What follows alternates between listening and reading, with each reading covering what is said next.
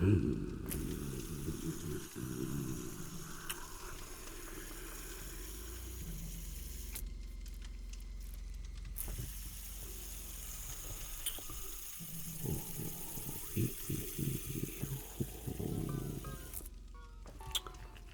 in here. Sit down. Take a load off.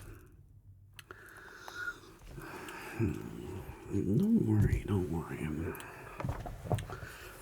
I didn't call you in here because you're in trouble. No, that would be boring, be banal. No, I brought you in here because I noticed you. You see,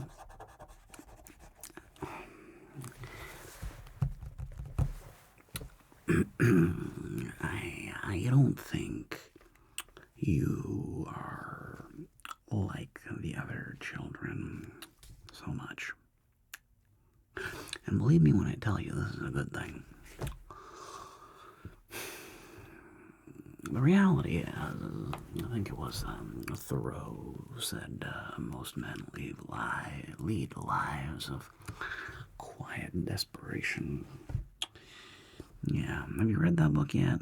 It's Walden. It's an interesting book, sort of. It's also very boring. But I remember this. There's a great quote, and it's not quite directly, but it's actually from a movie. But I liked it.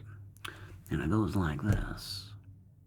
I went into the woods because I wanted to live deliberately.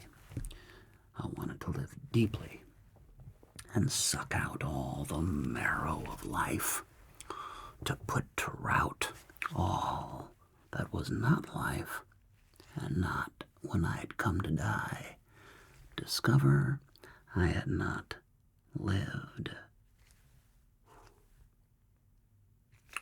It's beautiful, isn't it? Yeah. It's a great concept of, the thing is, basically he went out in the woods and was jerking himself off by a lake for a long time and trying to find the true meaning of life and about paths, and how I first came to the lake and it was magical, and then after a long time I had made paths and I had trodden things, and I ended up wanting society that I had left behind. It's reflective and whatever. But the idea of quiet desperation, being a cog, just being a cog in the machine, well, that's not ideal. At least not for somebody like you. You see, the thing is, you are smart, which is really a blessing and a curse. There's a inverse log about intelligence and happiness. There's really something to be said about being ignorance is bliss. Okay, some of the happiest people you will ever meet actually have the lowest IQs. Yeah, they just kind of go through life and accept it as it is, and they're happy just to show up at a job and be patted on the head and find somebody and shtup them every week and maybe poop out a few kids and raise them, and that's great, and that's life, and yada yada rama lama ding dong. And for some people that is completely fine. In fact, that is 100% the goal, the whole point for some. But for others, like you, that path is not for you. Kind of reminds me of the old Robert Frost poem. Two roads diverged in a yellow wood, And I took the one less traveled by, and that has made all the difference. And then he talks about, there's like the easy path, the wide path, the well-trodden path. And then there's the overgrown path, full of brambles and thorns and branches and things that might whack you in the face.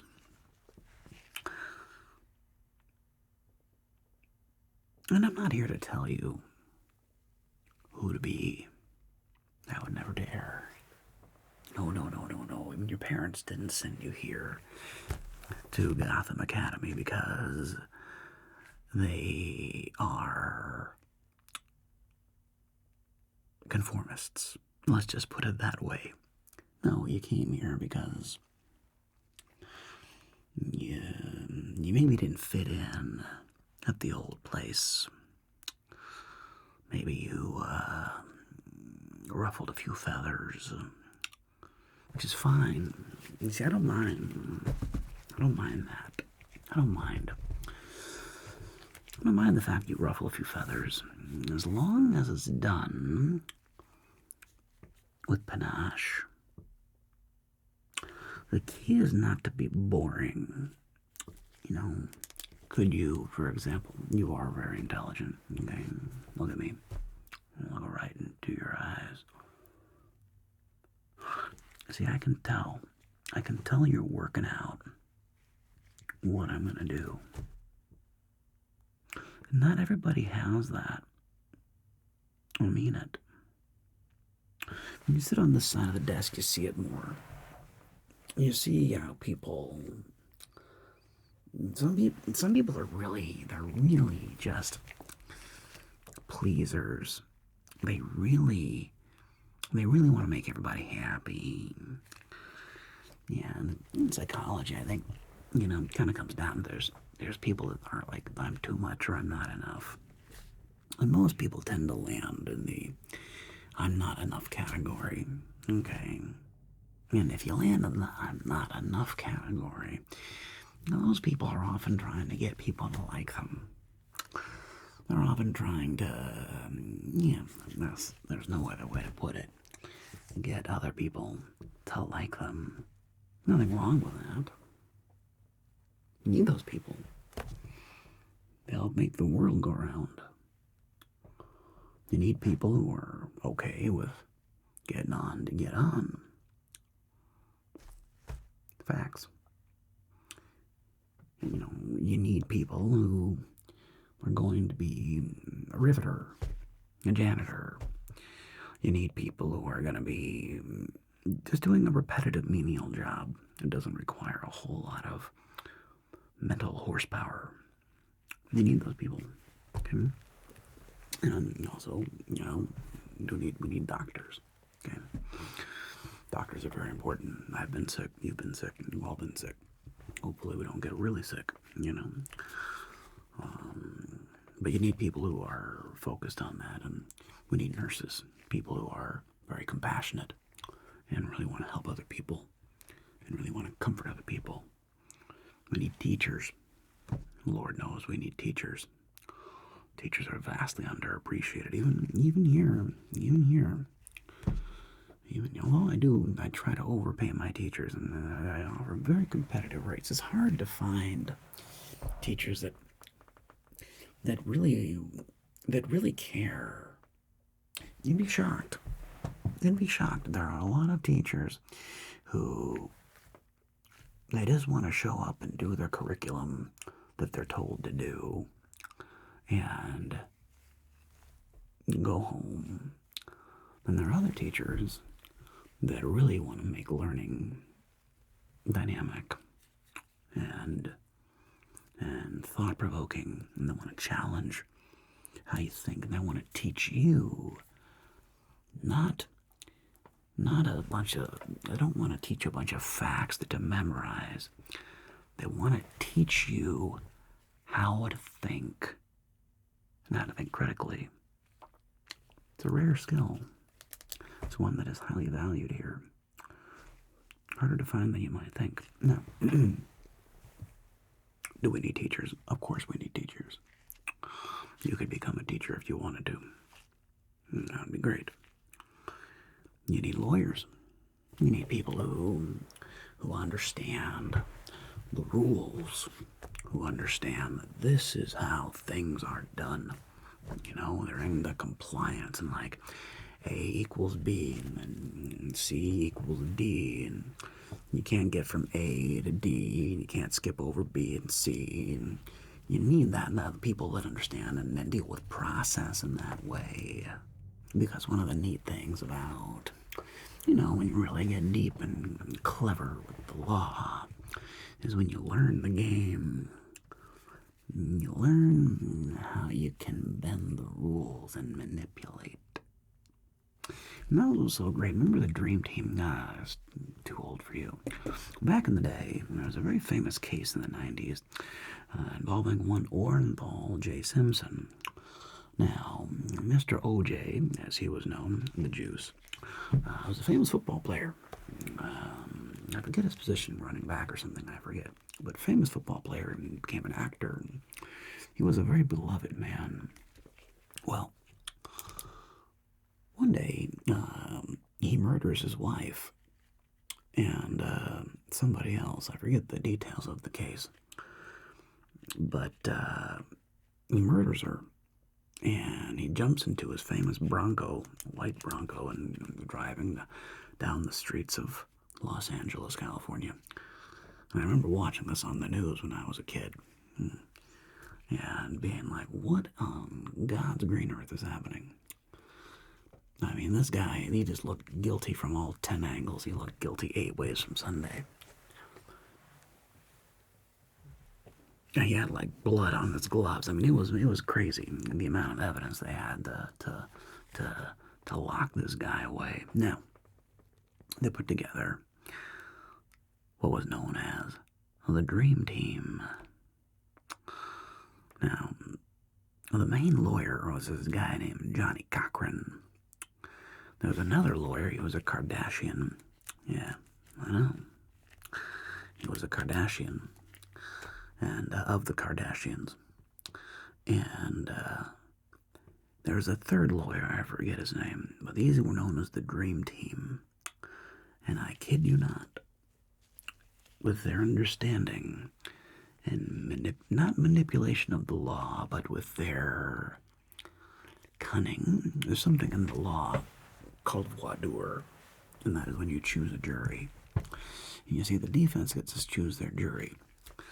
And these men, ooh boy, these men, they knew how to pick a jury that was going to be sympathetic to their client. And to make a long story longer, they got him off. They got a not guilty verdict from this jury, and it sent a shockwave through the nation. The vast majority of the country was convinced that he completely did it and he murdered his wife. There was this famous moment where he was trying on the bloody glove, and Johnny Cochran was full of alliteration, and he would say, if it does not fit, you must acquit. If the glove does not fit, you must acquit. Let him go free. And there was a big show about him not being able to put the glove on. It was quite the fiasco. Anyway, he was convicted in civil court after the trial and was ordered to pay some, millions of dollars to the family of Nicole Brown Simpson. But he went free, Mr. OJ. He was a free man. It's something in America called double jeopardy, where you can't be tried for the same case twice. So as long as there's not declared a mistrial, there was no mistrial. Judge Lance Ito, apparently there was no mistrial. And that's fun. The point is, if you know the rules of the game, the way those guys did, Kardashian and Cochran and those boys, you can do a lot of neat things, okay? It's like if you know the game well enough, you can quit playing the game. Once you master the game, you can then get above the game. So there is always the law you could do. However,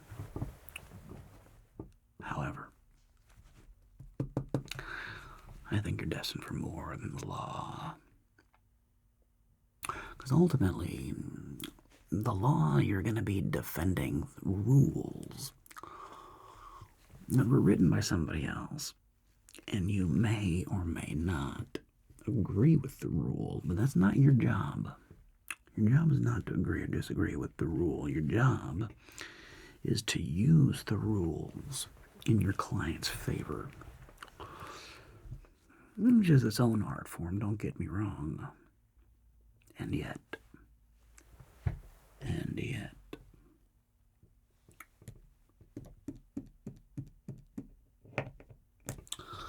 I don't see you being a lawyer. I see you as being some sort of a disruptor, if you will. Now, that doesn't mean... Now, here's the thing, being a disruptor. A lot of people are disruptors. Okay? A lot of great tech CEOs are disruptors. Steve Jobs was a disruptor. Even Bill Gates and his nerdiness. Don't mistake his nerdiness for lack of cunning. That guy was a cunning son of a bitch. Okay, don't ever get it twisted. He was a ruthless businessman. And he and Steve Jobs would really go at it. And ironically, back in the day, in the battle of Microsoft versus Apple, it really was these two titans going at it. And both these men, even though they admitted that they really didn't like each other, they did admit that they made the other one better.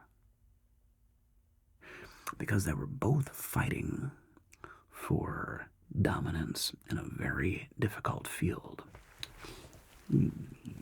Bill Gates did it through software. He didn't want to build the computer. He wanted to do the software you would load onto the computer. You let other people manufacture the machines themselves, and he would write the code you would put on that machine, and he bet that that would be the way to be the most efficient. And in many ways, he won. Mr. Jobs, he wanted to have an end-to-end experience where he was in control of the hardware and the software. It was a superior product for all intents and purposes for many, many years. Some argue it always was a superior product. But Apple never had the computer market share of Microsoft, and it wasn't even close. Microsoft dominated, and overall, more people were using Windows by orders of magnitude than were using Apple. But Apple was like the cool computer, okay? Apple was the artist's computer. It was a fascinating tale to get into, like, which one was better and so forth. And different philosophies. But in the end, the bottom line is both of these people were disruptors. They literally created a new game. And ultimately, Apple would go on to really change the world. Because Steve Jobs realized the future wasn't in personal computers. He was more of a visionary. He realized the future was going to be in your phone, in a personal, portable device that you would carry with you everywhere. And he saw the writing on the wall. When the first iPhone was released, you know what year the first iPhone came out? And it changed the world. I want to say it was 2007. I know. Not quite 20 years ago. But you got to realize, up until that time, you had basic phones, dumb phones. You had Blackberries, which were definitely pretty popular. And in a very short period of time, Apple blew everybody out of the water. When the iPhone came out, and the iPhone 3 and then the iPhone 4.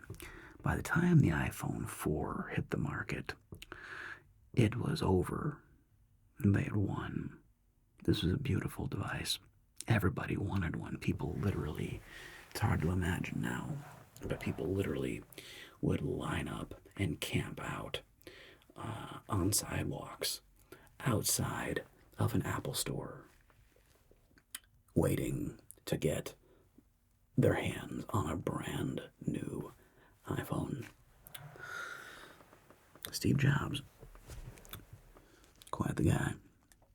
And after him, the next major inventor disruptor. Well, before him too, though, you had to realize you had like the battle of Edison and Nikola Tesla. Now, Edison gets a lot of credit. Edison gets a lot of credit because he was fundamentally a better marketer. But Nikola Tesla was the real genius. He was the guy who was really pushing the bounds of possibility. He invented the concept of like wireless charging back in the turn of the century. I mean, almost 100 years before its time. The guy was a true savant, weird guy. Okay, and I think he died basically penniless and insane. But he was a disruptor. Now, Edison was more or less a thief, but he was a great marketer. Okay, so Edison gets all this credit for things that he probably didn't even invent, that most likely his students invented that he slapped his name on. But you got to give credit where credit is due. He was a disruptor in that way. And who knows, maybe he actually did invent the film camera concept, the Etiscope, which was like this basically, the concept was like a flip book where you could, if you had like a horse and you just drew like a bunch of there's the grandfather of animation, where you could each frame, and if you flipped them fast enough, it would look like the horse was running. I think it's called an Etiscope, later to become called like a Nickelodeon. But anyway, and then I was going to say the most recent, like, massive disruptor. Very controversial figure, although it's funny, only recently. In the not too distant past, Elon Musk was not very controversial. His problem was that he dipped his toe into politics. And when he did that, it was, let's just say it was polarizing. Oh, Elon.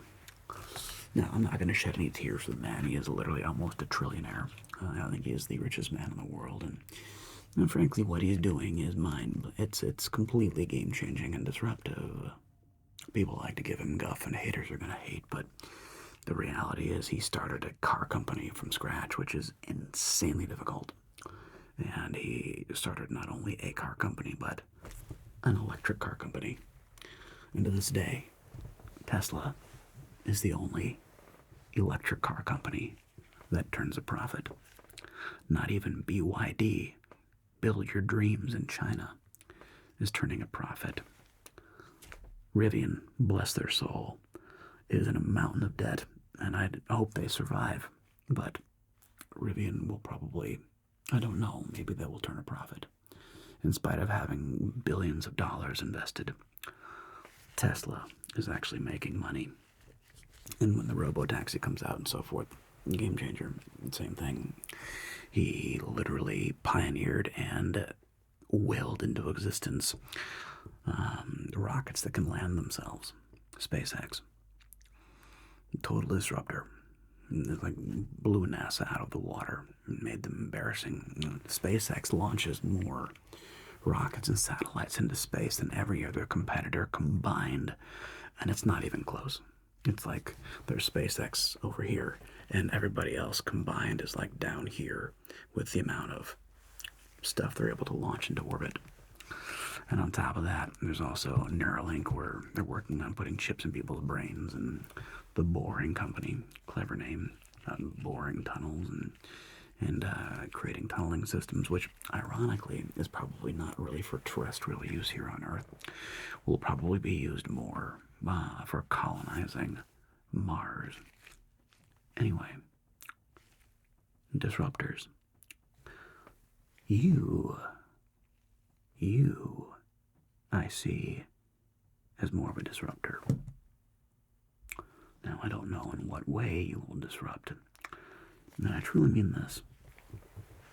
I want you to use your powers for good.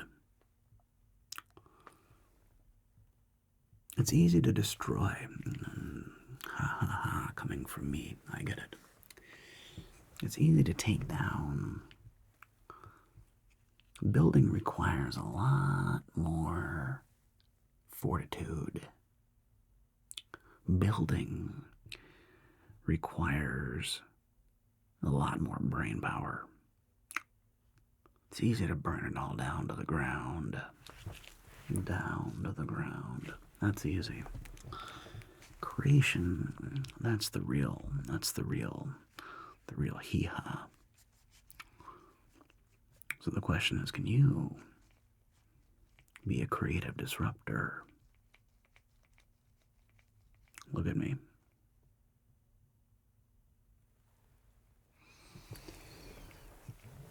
I believe you can. I believe you can. So,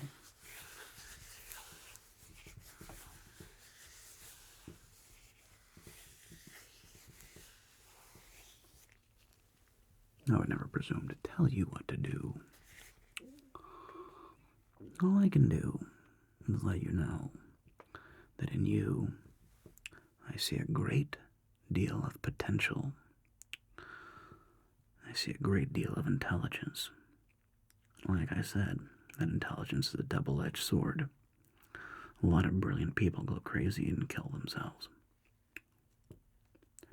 A lot of people who are brilliant die sad and alone, possibly insane. It happens. The more brilliant the mind, often the closer one is to the razor's edge.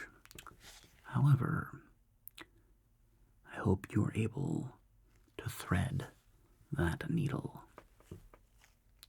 I have very high hopes for you. And as I said, I will be watching you. Good luck.